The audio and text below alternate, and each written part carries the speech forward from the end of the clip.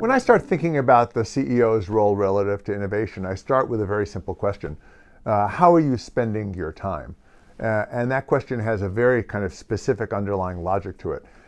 Whether it's, are you spending your time on today, or are you spending your time on the next 2 years, or are you spending your time on the future? Now there's a literature that says box 1, box 2, box 3. McKinsey years ago talked about horizons for growth. They're all basically talking about the same thing. But what I'd like to know is, given 100% of your time, what percentage of your time are you spending on today's here and now problems? What percentage of your time are you spending on, quote, the problems of the next 24 to 36 months? And what time are you spending on problems you can't even imagine, or ideas that you haven't even thought about at this point? I think the civil answer that I get most of the time is 70-20-10. 70% of their time spent on here and now, 20% of their time spent on adjacent timeframes, and 10% of their time spent on the future. My reality observations of these managers and their respective companies would tend for me to be a lot more suspicious and a lot more critical. I think it's actually more 90% in here and now, 7% on adjacencies, and maybe 2 to 3% on the future.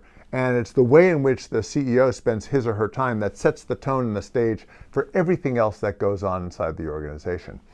Now, the CEO would probably argue that they're quite justified in the way they think about their time, largely as an outgrowth of the pressures that we can't possibly understand. The pressures of being a public company and the punishment that they'll experience if they actually don't meet their numbers at the end of a quarter.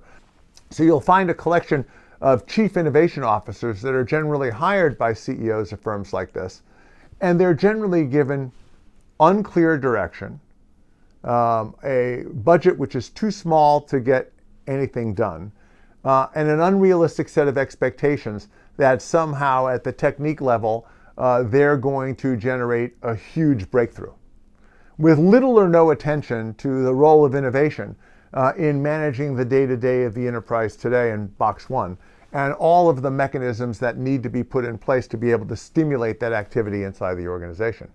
It's my going-in hypothesis that if an organization is systematically incapable of being able to free up its workforce to think and act innovatively in box 1, the likelihood that they are going to succeed in box 2 or box 3 without a complete structural realignment approaches 0.